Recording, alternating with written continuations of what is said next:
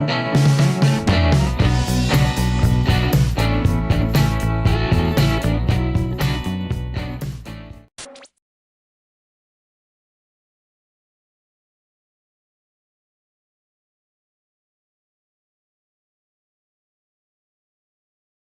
to Wrestling Union. I'm finally back with the review. Completely honest, but I was not going to take 2 months off, but it just sort of happened. But now I'm back. I bet you didn't realize that I took 2 months off, but don't worry about it. Anyway, here's WWE 12, and I hope you enjoy. At first, you may notice the distinction between this game and the previous wrestling games. THQ wanted change, and they did do that. A new engine called Predator technology was introduced in WWE 12. So what does it do exactly? Well, things like animations look more realistic, superstar models were improved, arenas look better, and this also allowed you to interrupt moves for the first time, so just be careful when performing your moves, because another wrestler can actually break it up. But one thing, creative wrestlers could not be interrupted, but it's still impressive. Another new aspect was removing the warping. For example, in the older games, when you do a ground finisher, your wrestler will magically appear in the center of the ring, but that's not the case this year. You can do it anywhere you want in the ring, so these minor improvements really do matter in a wrestling game. Real life camera angles were introduced too, but sometimes it would glitch out for me. It would go for one camera, then it would go to another camera, but then it would go to multiple cameras really fast. Now this is a minor issue, but yeah, THQ did put in camera angles you would normally see on TV on a weekly basis. The gameplay was improved too, and when I first played the game, I noticed a change straight away. There was an issue that bugged me though. Ukes somehow messed up the collision detection. When I springboard to my opponent, I will just land straight to the canvas, or when jumping off the turnbuckle, this will end in the same disaster. This happened every time, so I rarely did those kind of moves. And I love doing those kind of moves, but I had to give it up in this game, since it doesn't allow you to do so. Now, regardless of these problems, I still enjoyed the gameplay. It was non-stop action, and I just loved the faster gameplay. You're not always on the ground, you're not always trying to get back up pressing useless buttons. And I love the new controls for the game, sticking to that traditional control scheme, pressing X or A to grapple and holding down L2 or LT, and using the left thumbstick to run. Pressing triangle or Y reforms your finisher, and these controls are just much more efficient, and it does change up gameplay. Comebacks. This was first used in WWE 12. This is a very useful feature to have because, let's just face it, you will get your ass kicked at times. By pressing triangle or Y, you can execute your comeback, but you do need to have the ability to do it. Not everybody has one.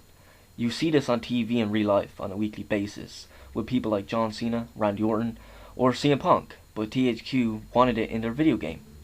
You'll see buttons on the screen, so it's a quick time event. You need to think fast and watch out for what buttons to press in order to complete your comeback. I love this and see no problems with it either. It's new and fresh. For the first time ever in a wrestling game produced by THQ and developed by Ukes, there was Create an Arena. But to be honest, I like to call it Design an Arena. Technically, you can't actually create one. There was a preset arena, but the stage cannot be edited. Only the ground, barricade, the whole ring, announce table, and electronic billboard can be edited. And that's pretty much it. I mean, you can add logos, colors, and designs. Hell, you can even download others online. But really, it's a very limited feature. And if you find it fun, then cool. I have no problem with that. I just don't find it amazing. It's great, but it's not bad either. I just expected more when I first heard about it. But I still mess around it at times. I still like to create an arena, but mostly I like to download arenas online. Online mode. Oh boy, where to begin with this one? All I will say is it's unplayable and you can try your best to get a match, but good luck. Even when you do play a match, the lag will annoy you a lot. This is probably the worst part of the game, at least for me. You probably had no problem going online, but I did, and if you do have problems, then you may greet me when I say it's the worst part of the game. I tried and tried to get online, and there was maybe 1 or 2 matches I could play, but most of the time, I just stuck to, offline gaming. I guess I have no problem with that, but when you're going to put online in the game, make it playable. Road to WrestleMania returns, and this time, instead of choosing a wrestler to begin with, the game consists of a single storyline taking place over 18 months of WWE programming. You begin with the villain storyline, in which you first see Cena going into his match with all this pyro. Okay. Then Sheamus comes along and attacks Cena, but then you play as Sheamus. Now as Road to WrestleMania progresses, you play as Triple H, and then a creative wrestler, voiced by Austin Aries, which is actually really cool. My opinions on this mode, well, it's not the best Road to WrestleMania. I mean, I did enjoy aspects in this mode, but overall it just feels the same. I mean, they did this before. You see a cutscene, then a match, cutscene, and it goes on and on like that. I mean, it's been done already. They could have improved the backstage roaming from SCR11. I don't know how exactly they could have done it, and considering I said it was an uninteresting mode, at least they tried something new. In WWE 12, they just went back to their old roots. Now, don't get me wrong, this is not terrible. It's just not amazing. I'm in the middle with this one. Universe mode. This returned, and this time you could have your own title match on any show. It had the WWE draft, and if you don't want Raw or SmackDown, you could even create your own show. I was glad they brought Universe back, considering it's a fun and unpredictable feature.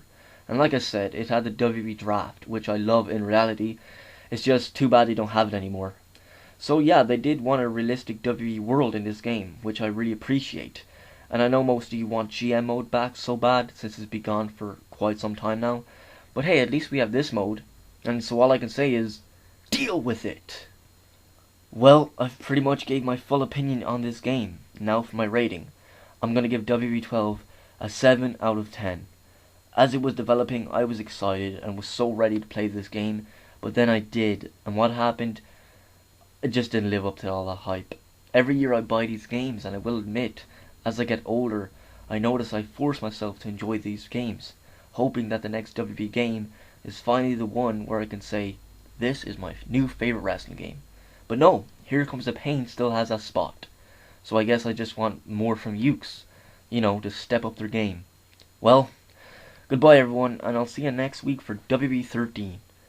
But until then, please, take care.